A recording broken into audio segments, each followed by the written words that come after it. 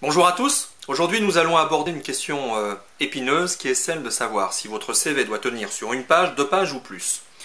Plaçons-nous du point de vue du recruteur. Son temps est contraint. Il va passer en général entre 15 secondes et une minute dans le meilleur des cas à la lecture de votre CV. Par conséquent, vous admettrez que votre CV doit être relativement fluide à la lecture et que le cerveau de la personne qui le lit ne doit surtout pas se bloquer sur quoi que ce soit.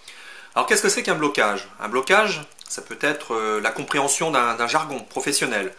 Règle numéro 1, éviter un langage trop technique, trop spécifique, et utiliser davantage les mots les plus simples, les plus connus, les plus admis de tous, premièrement. Deuxièmement, quand il y a une multitude d'informations, vous savez très bien, ou vous pouvez certainement imaginer, que la personne, lorsqu'elle aura reposé votre CV, ne se souviendra pas de tout.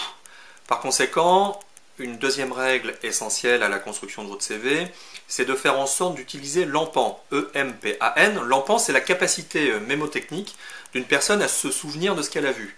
Pour ce faire, vous allez utiliser 5, 7 points maximum, mais certainement pas une quinzaine.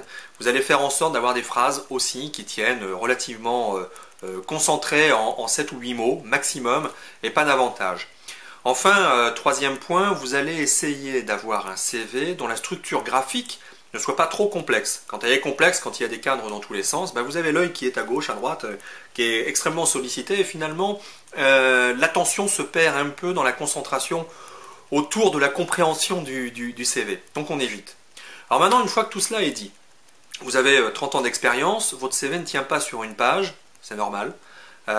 Sauf si vous utilisez une police d'écriture de 3 ou 4, ça veut dire que là il faut fournir des lunettes ou une loupe.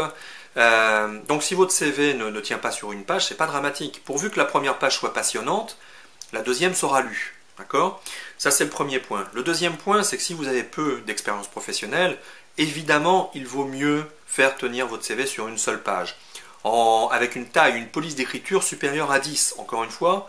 Si vous écrivez un peu en dessous de la dimension de ces caractères, fournissez une loupe parce que c'est franchement désagréable. Enfin, vous avez une longue expérience professionnelle, vous n'arrivez pas à la synthétiser, votre CV fait 6 pages, dites-vous qu'il ne sera pas lu. Pas du tout. Donc, on se reconcentre, on va à l'essentiel. L'essentiel, c'est la finalité, c'est le corps, c'est ce que vous pouvez apporter à celui qui va lire votre CV, et c'est certainement pas le détail du détail du détail du détail de tout ce que vous avez entrepris. Pensez bien à illustrer. Illustrer, c'est ancrer vos compétences dans la tête de votre interlocuteur. On illustre dans l'expérience professionnelle par la réalisation de certaines missions. Voilà, j'espère que ces éléments vous auront intéressé. À très bientôt. Haut les cœurs!